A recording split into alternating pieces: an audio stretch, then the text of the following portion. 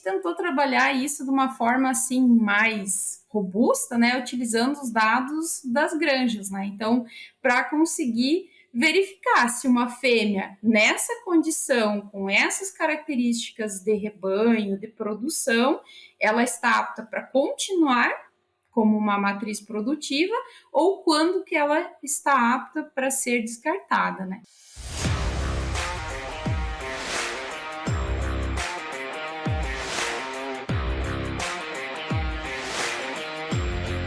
Olá, sejam bem-vindos ao Suinocultura Faixa Preta. Eu sou a Inês e hoje a nossa conversa é com uma amiga de muito longa data, a doutora Sheila Roberta Lenin, que é zootecnista, é mestre, doutora e que é professora atualmente, né, na Universidade Estadual de Ponta Grossa, onde faz pesquisas nessa área que a gente gosta muito, né, Sheila?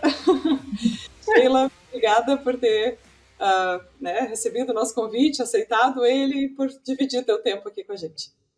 Muito obrigada, Inês. Para mim é uma satisfação enorme sempre estar junto com você, trocar ideias, né? Realmente a gente é amigas de longa, longa data, né? E isso sempre dá uma certa liberdade, né? Para a gente trocar ideias de tudo, né? Não só da suinocultura, mas de tudo, né? Então, estou muito feliz mesmo pelo convite e poder contar um pouco sobre os nossos projetos, né? Aqui do grupo de pesquisa. Muito legal. Assim, eu sei que a gente teria muitos estudos para conversar, né, Sheila? Mas a gente, conversando, escolhemos um que é um estudo muito bacana, com resultados legais, mas minha opinião, tá, Sheila? Com uma metodologia muito legal também, né? Com uma abordagem assim, que a gente talvez não esteja tão habituado a usar e que nos mostra o potencial que os dados que estão aí nas granjas, eles têm, eles estão guardando, né? Sheila, conta pra gente um pouquinho da história desse projeto e dessa área, enfim, da análise de dados aplicada nos dados dos sistemas de produção. Então, hoje a gente está numa realidade, né, de uma suinocultura que coleta todas as informações e desde sistema de ambiência, alimentação, os relatórios mesmo, né? Eu sempre brinco que nas granjas a gente tem que valorizar muito aquele profissional que está lá com o caderninho, né, anotando todas essas informações, porque é ele que nos passa todo esse feedback do que acontece todos os dias para os sistemas de gestão, né? Então, dentro dos sistemas de gestão, a gente consegue compilar muitas informações e também ter, assim, uma análise de um cenário do que está acontecendo na granja diariamente, né? E nesse projeto, a gente tinha a ideia inicial de tentar selecionar baseado no perfil dos dados da granja, quando que seria um momento ótimo de fazer a seleção, né, o descarte das fêmeas, né? Então, para tentar estabelecer quando que seria o ponto principal da tomada de decisão para o descarte de uma fêmea. Então, nesse processo, a gente fez essa coleta dentro de uma unidade produtora de leitões, com 5.500 matrizes, aqui na região dos Campos Gerais. E dentro desse banco de dados, a gente selecionou 8.700 informações de fêmeas de primeiro parto, 6.600 informações de segundo parto, e trabalhou, né, com dados até a 8ª ordem de parto. E de toda uma análise que foi feita usando o sistema de classificação desses dados, né, a partir dos algoritmos, que a gente chama no Brasil, fora do Brasil também, de machine learning, né, a gente trabalhou graficamente com as árvores de decisão, né, que é uma ferramenta, assim, que, ao meu ver, ela traz uma informação de fácil interpretação, né? Então, geralmente nas fábricas, nesses sistemas de processamento industriais, a gente vê aqueles organogramas, aqueles fluxogramas, se está acontecendo isso, faça isso, né? Uhum. Então, e a gente tentou trabalhar isso de uma forma assim mais robusta, né, utilizando os dados das granjas, né? Então, para conseguir verificar se uma fêmea nessa condição, com essas características de rebanho, de produção, ela está apta para continuar como uma matriz produtiva ou quando que ela está apta para ser descartada, né? Então, basicamente, a gente trabalhou em cima desses critérios de classificação para fazer, então, essas árvores de decisão nesse projeto de mestrado do João Otávio Eugenberg. A DSM Firmenich pode ajudá-lo a preparar, proteger e apoiar a resiliência dos seus leitões, fornecendo experiência local em suínos e soluções completas e personalizadas para ajudá-lo a concretizar a sua visão. A DSM Firmenich está moldando o futuro dos cuidados com suínos. É muito legal esse projeto. Ele já está, né, um artigo já está publicado até, né, se alguém quiser ler e buscar mais informação, é fácil de encontrar. E é interessante, acho que tem vários pontos interessantes, mas um deles é que são dados reais, né? A gente tem noção a gente brinca às vezes, né, que biologia e matemática, biologia não é matemática, né? Mas a biologia é também, a matemática pode ajudar muito a entender ali a biologia, né, esses processos biológicos e mesmo em ambientes super complexos, assim, com tantos fatores atuando ao mesmo tempo, como é o caso de uma granja PL, né? Muito legal. Sim, e assim, Inês, né? Você também participou desse projeto, né? Você e o professor Márcio Walck, ali do Instituto de Estatística da URGS, e a gente tinha longas conversas sobre isso, né?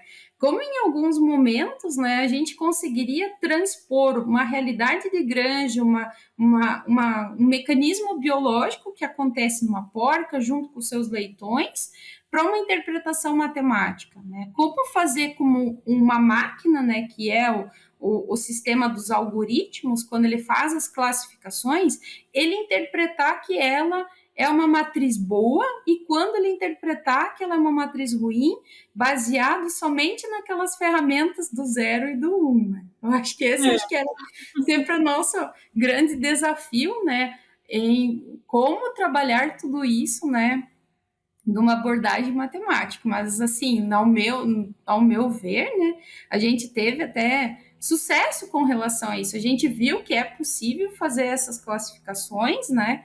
Talvez em sistemas onde a gente não tem tantas influências do ambiente, da granja, do próprio animal, né? Porque a gente tem um animal que vai mudando a cada estágio gestacional, lactação, enfim, talvez a gente poderia ter uma árvore assim com menos fatores, mas um pouco mais precisa, com mais acurácia. Né?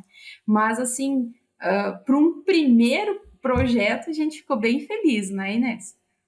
É muito legal, foram conversas longas, mas conversas muito proveitosas, né? O professor Márcio nos ajuda tanto e a troca é tão... A gente aprende muito, né? Quando a multidisciplinariedade, né, Sheila? A gente conversar com pessoas que têm áreas e formações diferentes, a gente cresce muito, assim. Então, foi muito legal participar desse projeto. E, Sheila, conta um pouquinho como é que foram os resultados, né? Você já antecipou, foi possível criar, né, essas árvores, enfim, e entender fatores, né? Mas conta um pouquinho mais que fatores e um resultado particularmente que eu ia te perguntar, assim, te pedir para falar, era a relação do primeiro parto com o desempenho superior, posterior também, que também é um resultado muito legal desse projeto. Isso, na verdade, assim, a gente teve vários resultados dentro dessa estrutura das árvores de decisão. A gente verificou que o principal indicador é o total de nascidos vivos da porca, né? Então, baseado nesse total de nascidos vivos, os algoritmos, eles estabeleceram outras características ligadas ao todo o processo, né, dentro da granja. Outro fator que também está direcionado com uma fêmea que tem uma alta produtividade também está associado ao número de leitões desmamados dela, mas, do modo geral, a gente também identificou que aquelas fêmeas que têm um impacto, uma produtividade alta nos primeiros partos, ela também, dentro daquele cenário, né, ela também acaba tendo uma vida mais curta. Então, esse foi um indicador que a gente acabou identificando que muitas vezes é melhor nós termos fêmeas que têm uma menor, não uma menor, mas sim uma condição homogênea de nascidos, desmamados nos 3 primeiros partos e se mantém mais tempo dentro da granja. Dentro desses resultados, o que a gente percebe que para trabalhar com uma população muito maior, né, então a gente já vai ter muito mais desafios, né? Por que a gente fez esse projeto inicial somente com uma granja? Para tentar diminuir esses efeitos, mas mesmo assim a gente já percebeu que, como tem vários efeitos que envolvem esse processo de manutenção da fêmea, né, na sua longevidade, ou talvez alguns critérios não deveriam ser selecionados pelo sistema de algoritmos, e sim previamente analisados, né, por especialistas, como aqueles para treinamento do banco de dados, né, para a gente conseguir trabalhar com uma população maior de informações. Mas dentro desses resultados a gente conseguiu identificar que eles são sim ferramentas que podem ser incluídas, quem sabe, né, nesses sistemas de gestão de informações, como uma ferramenta para ajudar nesse processo de tomadas de decisões, né? Imagina se dentro de um software, Inês, você tem uma fêmea que ela começa a ter alterações dentro das suas características produtivas, né?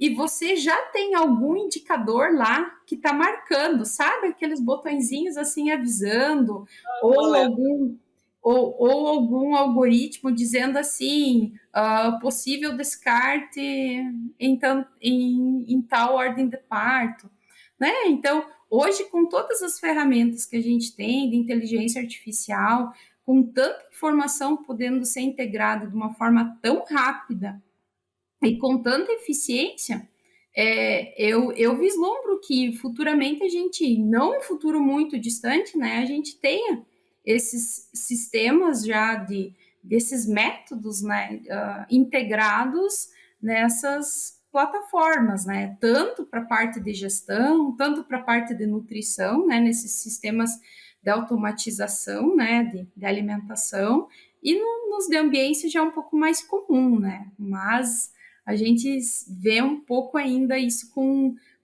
claro, né, tem aquele olho crítico, tem toda uma parte, né, que a gente não pode, ao meu ver, né, confiar piamente, né, no sistema.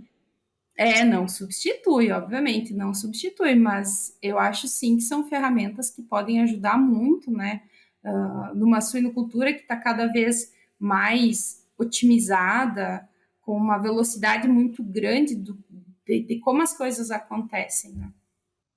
Seguindo a tendência do mundo, né, Sheila? Sim, seguindo a tendência do mundo. Suinocultura de precisão é um reflexo, né, do que está acontecendo e das ferramentas que a gente vem ganhando, né? E que bom que a gente tem, acho, pelo menos na minha opinião, né, que bom que a gente hoje tem esse tipo de ferramenta que pode nos ajudar a tomar decisões melhores, eu diria, ou com uma chance, né, melhor de dar certo. Legal. Não, e assim, eu acho que a gente tem como adaptar muitas ferramentas que são de outras áreas, né, para a nossa área da suinocultura, né? Então, claro, sempre tem o desafio, né, do trabalhar o lógico com o biológico. A gente sempre vai considerar os muitos fatores que acabam interferindo, né, dentro de uma unidade de produção, mas ter a iniciativa de tentar estudar, de ver se isso é possível ou não, se isso é factível para pesquisa na suinocultura, eu acho que já é sempre um ponto muito importante. Excelente. Parabéns, Sheila. Parabéns pela pesquisa, pela área de pesquisa, na verdade, né? Porque essa é uma delas, assim, e é muito legal. Eu gosto muito desse trabalho. Acho que eu aprendi muito dentro desse projeto. E te agradeço também por isso, Sheila, por essa parceria aí de longa data.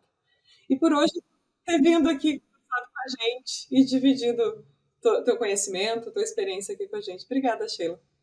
Eu que agradeço, Inês, agradeço você, ao professor Márcio também, por terem dado todo esse suporte, né, no trabalho, desde a elaboração até a publicação dele, né, e você sempre, para mim, pessoalmente e como profissional, sempre também te admiro muito. Muito obrigada pelo convite.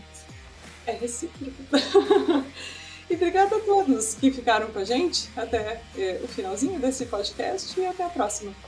Oi, pessoal! Eu sou a Inês Andretta, sou host do podcast Suinocultura Faixa Preta e hoje eu tenho um recado importante para os pesquisadores de plantão. Bom, nós aqui no podcast estamos sempre em busca dos melhores e dos mais recentes projetos de pesquisa para compartilhar com os nossos ouvintes. Então, se você é um pesquisador, tem resultados bacanas e quer vir aqui conversar comigo e compartilhar esses resultados com os nossos ouvintes, esse convite é para você. Manda um e-mail para a gente com os principais resultados. O e-mail é hello@wisenetics.com. A gente aguarda o contato e até a próxima!